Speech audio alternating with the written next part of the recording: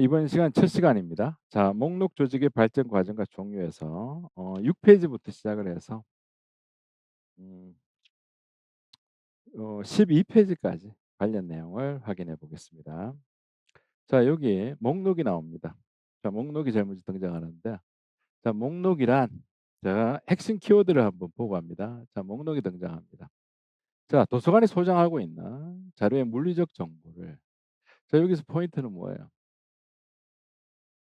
우리가 가지고 있죠. 예, 가지고 있는 자료의 물리적 정보를 일정한 체계에 따라서 조직한 겁니다. 그래서 목록이라고 하는 것은 쉽게 얘기해서 이용자와 자료를 이어주는 하나의 무슨 도구, 그지, 찾는 도구가 되는 겁니다. 그지? 예, 자료를 찾기 위한 하나의 도구가 목록이라고 얘기를 합니다.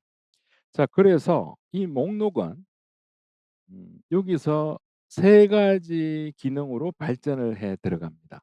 그래서 다 이거를 시시콜콜한 건 다 필요 없고, 제일 처음에는 자산 목록에서 출발을 하는 거예요.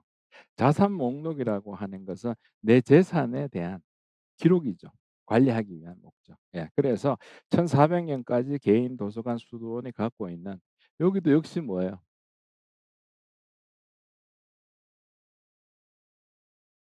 자, 다 소장이라는 말이 들어가고 있잖아. 그지? 자, 소유하고 있던 소장 문헌에 대한 기록은 기록인데 어떤 기록이냐 하면 단순한 기록입니다. 그냥 이 내가 이걸 가지고 있다 정도로 만족하는 거예요. 그래서 여기는 자산 목록으로서의 기능을 처음에는 수행을 하게 됩니다. 자, 그런데 17세기 이후에 인쇄술이 발달하고 출판물이 대량으로 나오기 시작합니다. 자, 이렇게 되면은 어떤 기능이 중점을 이루게 됩니까? 그냥 있는 거 관리하는 정도의 수준이 아니라 이제부터 문제는 뭐예요? 찾을 수가 없다는 거야. 너무 많기 때문에 자료가. 그죠? 자, 그렇기 때문에 17세기 이후에는 무슨 기능이 등장한다?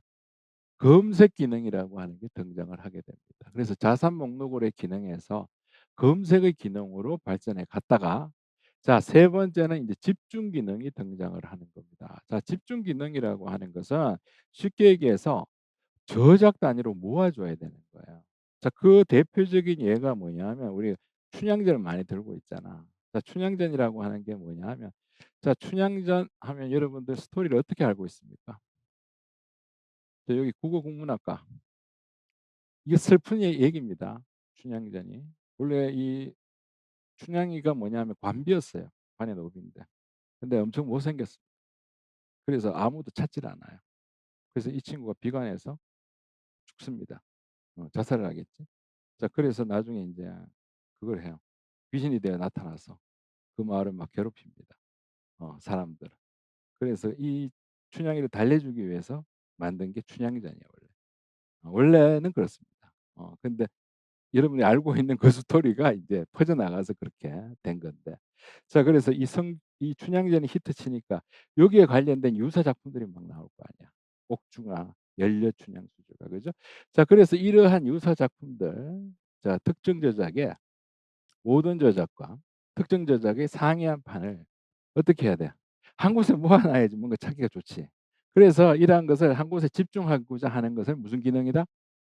그렇지. 저작단위 집중 기능이라고 얘기를 합니다. 자, 그래서 자산 목록에서 검색 기능으로 넘어갔다가 그다음에는 뭐다? 집중 기능으로 이어지는 거예요. 자, 그래서 일반적인 목록의 기능의 발전은 이 세 가지 스토리로 이어진다는 겁니다.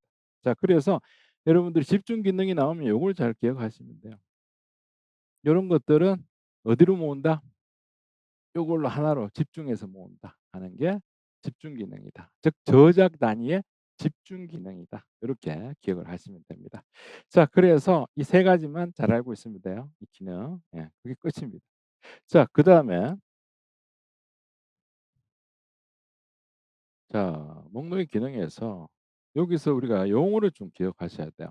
저록이라는 용어가 등장을 하고 목록이라는 용어를 우리가 확인을 해야 됩니다. 자, 저록이라고 하는 것은 목록 대상인 특정 문헌의 서지 정보를 일정한 규칙에 따라 특정한 형식으로 기록한, 여기 포인트는 하나의 단위 기록입니다. 이렇게 하니까 되게 복잡한 것 같은데 쉽게 설명하자면, 하나의 단행본이 우리 도서관에 들어왔을 때 그 단행본을 여러분이 마크 입력을 하죠. 그러면은 한 건에 뭐가 완성이 됐다. 그렇지 저록이 완성이 된 거예요. 그렇게 생각하시면 쉽죠. 그래서 저록은 하나의 단위 기록입니다. 맞죠? 자 그러면 이 저록에는 기본 요소는요. 표목이 있을 것이고 그다음에 기술이라고 하는 것은 책의 외형에 관련된 데이터들을 얘기한다면 표목이라고 하면은 검색하기 위한 요소입니다. 자 그러면 우리 표목의 대표적인 예가 뭐가 있습니까? 검색하기 위해서는. 저자 검색, 주제 검색, 그다음 표제 검색.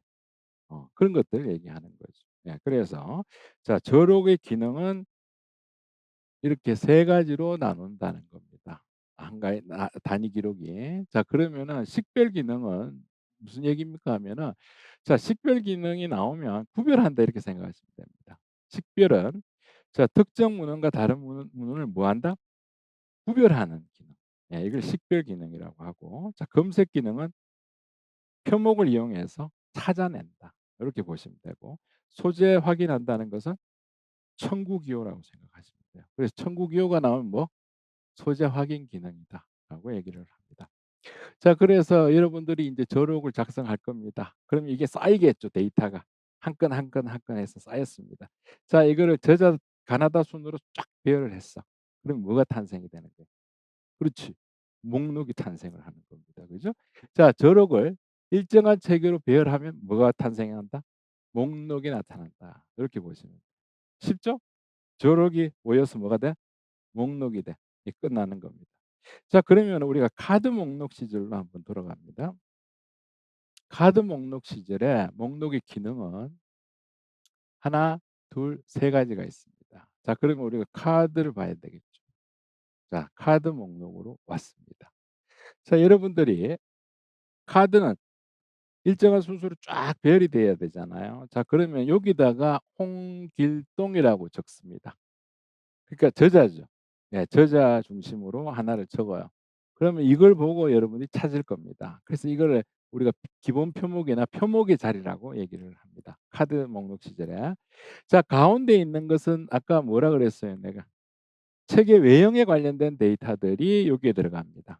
맞죠? 자, 그래서 이 데이터를 보고 여러분들이 내가 원하는 책인지 아닌지를 알 수가 있는 거예요. 이 내용을 확인하고. 자, 그다음에 여기에 이제 기본 표목이나 표목이 들어간다면 나머지 부출 지시라고 하는 것은 표목 올림 지시라고 합니다. 자, 그래서 저자라든가 서명이라든가 주제명이라든가 분류 같은 경우를 이런 것들도 역시 카드를 만들 수 있다라고 해서 표목 올림 지시를 이렇게 달아주는 거예요. 자, 그러면 이러한 표목 자리들은 다 무슨 기능을 한다? 그렇지. 이제부터 책을 볼 때 표목이라고 나오면 다 무슨 기능이다? 검색하는 것 이렇게 이해를 하셔야 됩니다. 아시겠죠? 표목. 자, 기술이라고 나오면 뭐예요? 책의 외형에 관련된 데이터를 얘기하는 것으로서 구별할 때 주로 사용한다. 이렇게 보시면 되고. 자, 청구 기호가 나오면 뭐예요? 그렇죠. 소재 지시 기능을 하는 겁니다. 그래서 보통 청구 기호는 여기에 위치합니다. 이쪽에 위치를 합니다. 그래서 여러분들이 이거는 목록 카드 시절이라 그랬잖아. 그래서 요걸 보고 이해를 하시면 돼요. 요거 모양을 보면 자, 그럼 위로 올라가서 자, 들어갑니다. 카드 목록 시절에 목록의 기능은 크게 몇 가지? 세 가지가 있어. 그지? 자, 검색 기능은 세 가지 요소를 찾죠. 여기서는 보세요. 저자, 서명, 주제를 가지고 찾습니다. 그래서 이걸 우리가 검색 기능이라고 하고. 그다음에 아까 목록 카드의 가운데 있는 외형적인 내용들은 식별하는 기능을 하고. 그다음에 아까 목록 카드 왼쪽 제상단에 있는 게 뭐예요? 청구 기호라고 했죠. 청구 기호는 무슨 기능을 한다? 소재 지시 혹은 소재 확인 기능이다라고 얘기를 합니다. 그래서 여기 세 가지 기능이 옛날의 목록의 기능이에요. 요즘 시험에 나올까 안 나올까? 안 나옵니다. 요새. 그래서 이 옛날엔 이랬다는 거예요. 세 가지. 자, 그러면은 이걸 우리가 새 버전에다가 대입을 해 보겠습니다. 자, 마크에다가 대입을 해 볼게요. 자, 마크에다 집어넣으니까 자, 020이죠. 자, 이거 ISBN입니다. 자, 여기에는 무슨 기능을 할까? 그렇지. 이건 책에 사람으로 치면 주민등록번호하고 똑같은 거예요. 그래서 이 번호를 치면은 이 책이 나오겠죠, 결과값이. 그래서 검색에 관한 기능을 합니다. 혹은 여기는 없지만 달러 뒤에 부가 기능이 있잖아요. 독자 대상 내용 형태, 그지? 분류 번호 이런 것들은 다 일종의 식별 기능도 한다는 거예요. 그래서 공이공은 검색도 되고 식별 기능도 가능합니다. 맞죠? 자, 그다음에 여기 보세요. 아까 청구기호의 하나의 구성 요소잖아. 그럼 청구기호는 무슨 기능을 한다? 소재 지시 기능을 하더라. 맞죠? 자, 그다음에 100은 이건 저자에 관련 내용이고, 자, 얘들이 다 뭐예요? 기본 표목, 부출 표목이잖아. 그래서 표목이 들어가니까 다 무슨 기능? 검색 기능. 쉽죠? 자, 그다음에 여러분들이 이걸 알고 있어야 돼요. 자, 245 필드를 잘 모르시는 분들이 있는데요, 기능을. 자, 245의 첫 번째 달러 A는 검색이 가능합니다. 그렇기 때문에 이 A에 관련된 게 부출이 없어요. 왜? 이 자체로도 검색이 가능하니까. 맞죠? 자, 그래서 이거 하나로 봤을 때는 검색 기능도 되죠. 하지만 이 자체가 뭐예요? 기술부의 시작이잖아. 아까 보니까. 그래서 검색도 되고 식별 기능도 되는 겁니다. 맞죠? 자, 그다음에 가운데 있는 이런 외형에 관한 것들은 다 무슨 기능? 식별 기능이 된다. 이렇게 보셔야 돼요. 자, 그럼 여기서 이제 정리합니다. 자, 기능이 몇 가지가 나와 있어요. 여기. 검색, 식별, 소재, 지시 해서, 자, 이거를 이제 우리가 이 목록 카드 시절의 목록의 기능을 마크에다가 내가 한번 대입해 본 사례가 됩니다. 이렇게 갑니다. 자, 그래서 이런 것들을 우리가 알아야지 나중에 뒤에 목록 공부하기가 쉬워진다는 거예요. 자, 그래서 이제 알죠? 저록이 뭔지, 목록이 뭐고, 기능이 어떤 게 있는 거. 이거는 꼭 알고 있어야 된다 하는 거예요. 자, 그러면 뒤에 가서, 자, 이제 커트가 등장합니다. 자, 커트는 목록의 기능을 구체적으로 처음 제시한 사람입니다. 그래서 일반적으로 제윗과 커트 두 명이 이제 있는데, 미국에서는 제윗을 알아주지 않습니다. 그래서 미국 최초에 발행된 목록 규칙을 제윗이 만들었는데 이거는 실패했어요. 대중성도 없어요. 그냥 끝난 겁니다. 그런데 이제 대중성이 있는 건 이분이에요. 커트의 사전체 목록 규칙. 예. 그래서 이분이 일반적으로 인식된 미국 최초의 목록 규칙을 만들었고, 목록의 기능을 구체적으로 처음 제시한 분입니다. 그다음 이분이 가장 중요한 거는 우리가 분류할 때도 했지만, 자, 아까 검색의 요소는 일반적으로 두 가지였죠. 저자로 찾을래? 혹은 표제로 찾을래? 두 가지밖에 없었어요. 근데 자, 두 가지를 모른단 말이야. 그럼 뭘로 찾아야 돼? 그렇지. 그걸 주장한 사람이 커터입니다. 이분이 알바 출신이에요, 도서관에. 그러니까 직접 자기가 해 보다 보니까 주제로 찾는 게 편하다라는 것을 알아낸 거야. 그래서 주제가 인제 포함이 됩니다. 자, 그래서 이분이 목록의 기능을 구체적으로 처음 제시를 했는데, 자, 1번 갑니다. 자, 이용자가 알고 있는 이 두 개에다가 이것까지 포함시킵니다. 맞죠? 자, 그래서 만든 게 검색 기능이 중요하다라고 얘기를 한 겁니다. 자, 두 번째, 도서관에 소장하고 있는 특정 도서를, 자, 어떤 자료를 소장하고 있는지를 보여준다. 이게 뭐냐?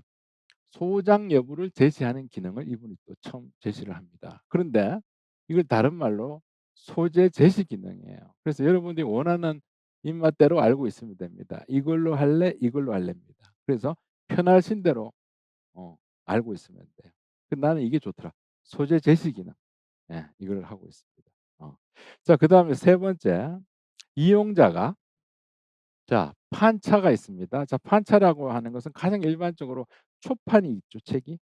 그다음 개정판이 있잖아. 이걸 우리가 판차라고 얘기를 하죠. 서지적 특성. 자, 그다음에 저작의 특성이라고 하면은 가장 쉬운 예가 이거죠. 프랑스 원작 소설 볼래?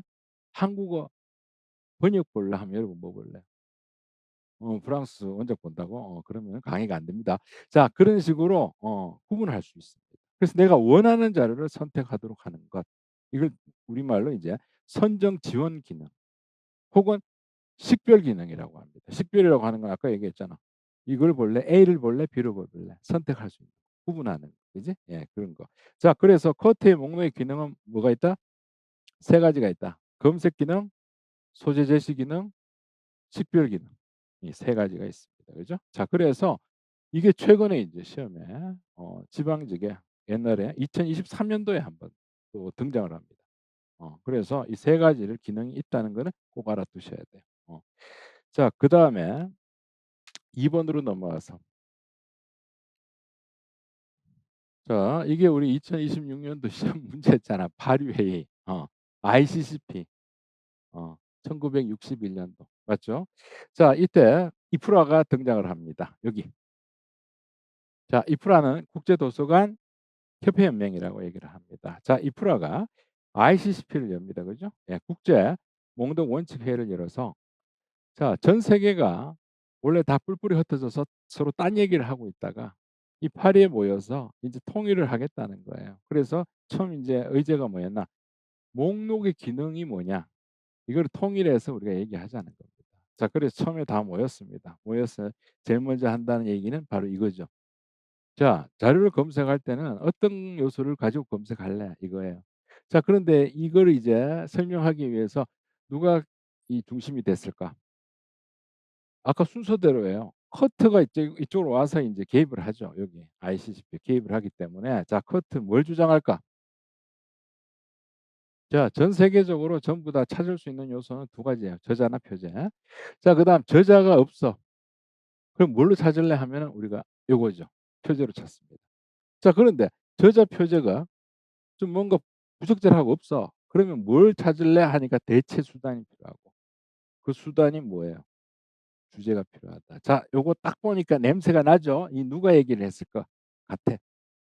그렇지 커트지. 커트가 여기 개입돼서 이제 자기의 이제 이 기능이나 자기 그동안의 경험을 여기다가 다 쏟아붓는 거죠. 예 그래서 '커트가 개입됐구나.'라는 걸 알 수가 있습니다. 자 그다음에 두 번째는 무슨 얘기를 하느냐. 특정 저자의 모든 저작물이 있느냐. 그다음 모든 판을 가지고 있느냐. 그래서 모든 판을 다 한 곳에 집중시키자는 얘기예요. 모든 판이. 맞죠? 그래서 그걸 무슨 기능?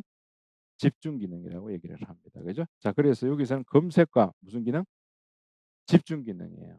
자 그래서 우리 KCR4에서도 우리 한국도 이제 목록의 기능을 제시를 합니다. 그러면은 우리 한국도 역시 KCR4에서는 기능을 두 가지로 제시를 했거든요. 자 뭐와 뭘까? 그렇지. ICP 그 이 1961 년에 영향을 받았을 거 아니야. 그래서 우리도 똑같습니다. 탐색과 뭐 집중 기능이에요. 그래서 여기서 가지고 온 겁니다. 아시겠죠? 예, 탐색과 집중 기능을 가지고 왔습니다. 자, 그런데 여기 보면 자, 파리회의에서는 여기 얘기가 목록에 대한 얘기가 언급이 되고 있고 저록에 관한 얘기를 언급을 하고 있고 표모에 관한 얘기를 언급을 합니다. 즉 저록의 작성과 목록 편성 전반에 걸친 국제적 원칙 규범을 처음으로 규정한 회의입니다. 자 근데 여기서 여러분들이 하나를 알고 가야 되는데 그게 뭐냐면 바로 이겁니다. 자 기술에 관한 얘기는 언급이 없어요. 왜 그럴까? 자 기술은 ISBD 1974 년도에 나온 ISBD를 기다려야 됩니다. 그래서 이게 중요한 거예요. 기술부는 제외됐다 하는 거예요. 요거. 자 그래서 요 부분을 기억하자. ISBD를 기다렸다. 기술부에 가는 거. 자 그래서 결론 요것만 기억하시면 목록의 기능은 뭐? 찾는 거하고 모으는 거. 맞죠? 예. 검색과 집중 기능 두 가지만 기억하자. 됐죠? 자 그다음 이프라의 서지 레코드의 기능상 요건으로 넘어갑니다. 자 이때부터가 현대적 목록의 기능이 등장하는 겁니다. 연도를 한번 보세요. 98 년도입니다. 예. 해서 이프라의 서지 레코드의 기능상 요건 해서 자 이 당시 분위기가 세상이 변하고 있습니다. 시스템이 자동화되고 분단 목록이 등장하는 거예요. 그지? 그래서 우리가 보통 이제 각 도서관이 단위 도서관이 목록을 작성해서 마크를 어떻게 합니까? 올리죠. 올리면 이제 서로 다 받아갈 수 있도록 네, 그렇게 만들고 있습니다. 그 다음에 또 이게 등장했지. 전자출판이 등장을 합니다. 그 다음 네트워크 활성화가 되고. 자, 그럼 이러한 변화들을 수용한 이제는 현대적 개념의 목록의 기능을 얘기하자라고 얘기를 한 겁니다. 자, 그럼 이걸 하기 전에 그럼 기능이 아까는 몇 가지였어요? 두 가지였잖아. 탐색과 뭐예요? 검색과 집중 기능 두 가지였잖아. 자 그러면 이제는 몇 가지가 될까? 모르긴 몰라 늘어나겠죠. 이렇게 세상이 복잡해졌으니. 자 그래서 이거는 순서대로 보시면 돼요. 자 처음에는 찾는 건 똑같아요. 이거는 세상이 변해도 탐색 기능은 똑같습니다. 그래서 자료를 검색하는 기능은 포함이 돼야 된다. 맞죠? 자 그다음 두 번째 식별 기능이에요. 자 A라는 자료인지 B라는 자료인지 뭘 해야 된다? 그리고 식별은 뭐 하는 것? 구별해야죠. 자 구별을 해서 그다음 뭘 해야 돼? A라는 것을 선정도 하지만 B가 아니라는 것을 제외도 할 수가 있잖아. 이걸 무슨 기능? 선정 기능이라고 얘기를 합니다. 자, 그다음에 마지막 기능이 뭐예요? 자료를 얻어야죠. 자, 그래서 얻는 건데 구입이나 대출을 통해서 자료를 어떻게 해야 돼? 확보하거나 전자적으로는 내가 원하는 자료에 어떻게 할 수가 있어야 돼요? 접근할 수가 있어야 됩니다. 자, 그래서 여러분들은 이 글을 순서대로 알고 있으면 좋습니다. 자, 제일 먼저 무슨 기능? 탐색. 그다음 식별, 그다음 선정, 마지막에 획득. 됐죠? 예, 네 가지가 있다는 거예요. 그래서 이 네 가지를 기억을 하셔야 돼요. 그 네 가지로 왔고. 자, 그다음에 국제 목록 원칙 규범인데 자, ICP 2009를 발표했다가 2016년에 또 새롭게 나옵니다. 자, 새롭게 나오더라도 어 약간의 변화 하나만 있고 나머지는 다 똑같아요. 자, 탐색 들어가죠. 예, 그대로 갑니다. 자, 그다음 뭐였어요? 식별, 그다음 선정, 그다음 획득까지 똑같습니다. 그죠? 예, 네 가지 똑같고. 자, 네 가지 똑같은데. 자, 여기 하나가 더 들어가죠. 자, 항해 기능이라는 게 추가가 됩니다. 목록을 안팎으로 항해한다. 이걸 항해를 하려면 우리 웹상으로서 뭘 통해서 항해를 할 수 있을까? 하이퍼링크. 그죠? 링크 타고 항해하는 거예요. 예, 그걸 얘기를 하는데. 자, 여기까지가 항해 기능까지가 ICP 몇 년도까지일까? 1961 아니 2009까지죠. ICP니까. 이거는 ICP 2009까지는 탐색, 식별, 선정, 획득, 항해까지 다섯 가지인데 자 2016에 FRSAD가 추가가 되거든요. 예, 추가가 되면서 이 기능이 하나 더 들어갑니다. 탐험 기능. 그래서 탐험 기능은 ICP 2016년에 새롭게 추가된 기능이 됩니다. 아시겠죠? 자, 그래서 우리 시험 문제는 어떻게 나올까? 이거 써라. 2016년에 추가된 기능은 뭐냐? 써라. 그럼 정답 탐험. 그지? 탐험 기능. 이렇게 하면 정답이 되는 거예요. 그래서 요걸 기억하시라는 거예요. 아시겠죠? 예, 탐험 기능입니다. 자, 여기까지 끝날 줄 알았는데 이번엔 또 뭐가 등장한다? LRM이 등장합니다. 자, LRM이란 자 도서관 참조 모형이 등장을 합니다. 언제? 2017년도에. 자, FRBR과 그 후속 모델이 FRAD, SAD가 완성이 됩니다. 그래서 세 개를 우리가 FR 패밀리라고 얘기를 하거든요. 자, 그래서 이것들이 나중에 2017년도에는 LRM으로 통합이 되는 거예요. 그래서 LRM은 아까 봤던 이 내용을 개성해서 이용자 가압으로 다음과 같이 정리를 하고 있습니다. 자, LLM의 이용자 가압. 자, 제일 먼저 뭘까? 탐색이죠. 그다음 식별. 그다음 선정. 그다음 획득. 마지막에 탐험까지 가는 겁니다. 그죠? 자, 그런데 여기에서 FRAD의 두 가지 과업이 제외됩니다. 그게 뭐냐? 관계부여와 문서화라고 하는 겁니다. 그건 나중에 뒤에 가서 보고 여기서는 이 다섯 가지입니다. LRM의 이용자 가업에 대해서 쓰라. 그럼 마지막 뭐 쓰면 돼요? 이거 쓰라고 그럴 겁니다. 이걸 기억하셔야 돼요. 위에도 이게 있었잖아, 탐험 그죠? 예, 그래서 탐험 가업을 잘 기억하시고 자 그런데 이게 군무원인가 어디 등장을 했잖아. 내 책에만 있었던 내용이잖아 이게. 그래서 학생들이 다 놀 난리가 났었죠. 자, LRM 이용자 값 중에 통일 표제와 관련된 거. 자, 통일 표제라고 하는 것은 뭐예요? 240 마크 필드를 옛날에 사용하잖아, 보통. 예, 해서 하나로 모으는 느낌 이런 건데, 자, 여기에 관련된 것은 통일 표제는 첫 번째 탐색 기능이 들어갑니다. 자, 한 저작을 실현한 표현형의 모든 구현형을 찾아내는 거. 자, 저작의 모든 표현형을 찾기 위해서는 무슨 기능이 필요하다? 탐색 기능이 필요하다. 여기서. 자, 그다음 두 번째. 구현형의 표제가 저작의 표제가 다르잖아요. 그죠? 그러면 내가 찾으려고 하는 저작의 구현형을 구현한 자원인지 내게 맞는지 아닌지를 확인을 해야 될 거 아니야. 그걸 이제 식별 기능이라고 얘기를 합니다. 그죠? 자, 그다음에 마지막 탐험. 여기는 항해라고 하셔도 돼요. 탐험 기능은 처음 저작이 실현에 기여한 에이전트와 관련된 저작과 표현형을 탐험하는 겁니다. 자, 그래서 이 세 가지 요소가 또 시험에 나올 수가 있죠. 자, LLM 이용자 값 중 통일 표제와 관련된 값은 탐색과 나머지 게 있다. 이렇게 해 놓고 여기 둘 중에 하나 쓰라는 얘기야.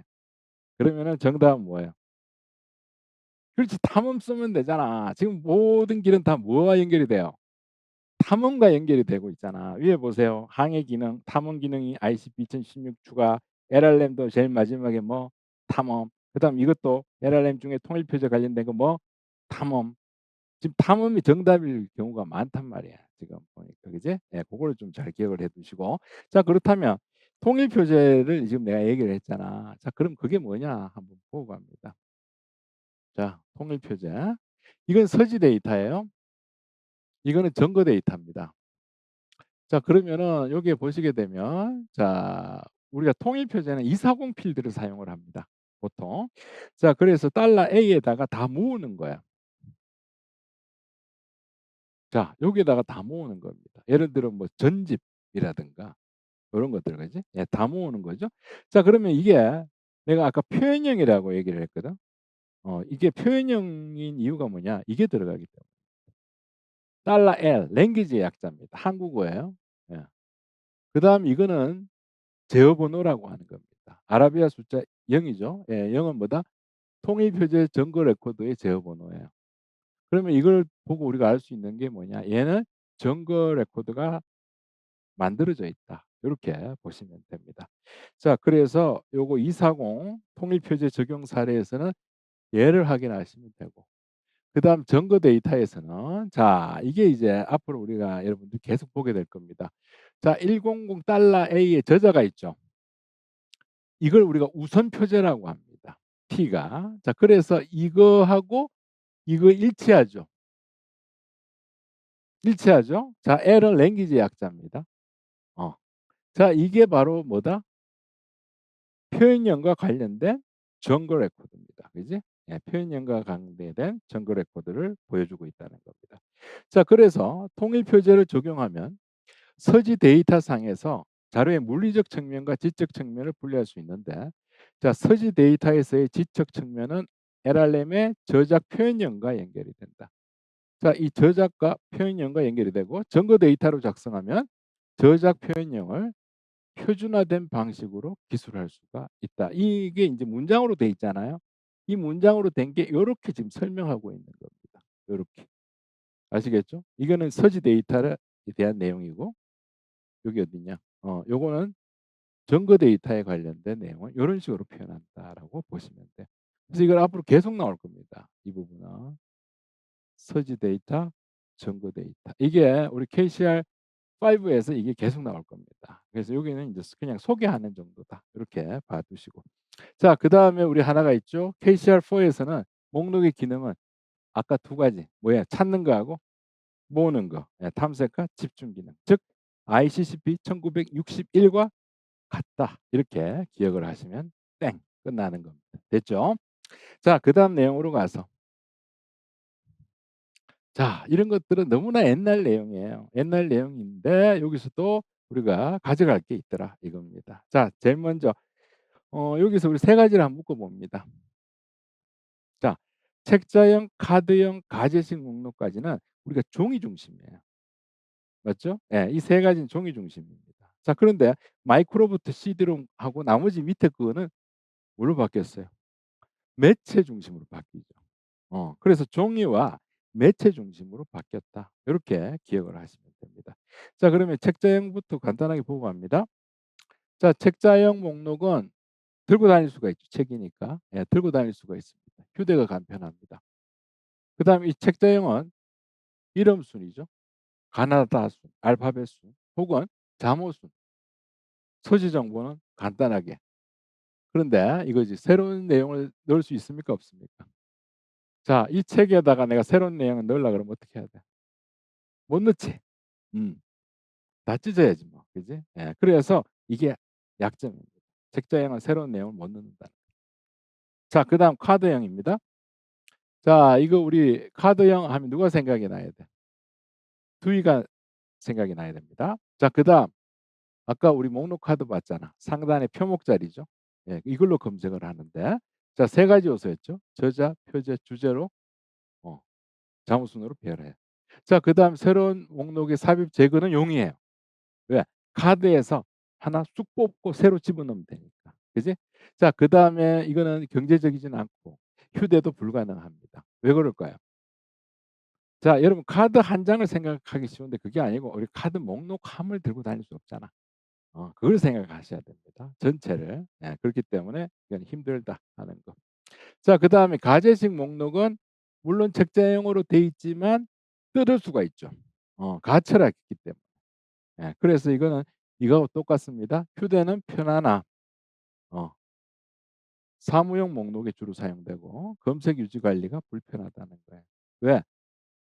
이거 바꾸기 쉽잖아. 이거 분리해 갖고 뜯어내면 되지만 문제는 이 한 면을 다시 다 조정해 줘야 됩니다. 그러니까 엄청나게 불편한 거예요. 가제식 목록이. 자 그래서 여기까지가 세 가지인데 시험에 나올까요 안 나올까요? 지금 어떤 시험에든 잘 안 나옵니다 이게. 이게 옛날 거예요. 자 그러면 인제 우리가 봐야 될 게 이거지. 마이크로 형태로 된 거. 이걸 COM 목록이라고 얘기를 하죠. 마이크로 필름을 이용하는 거 그죠?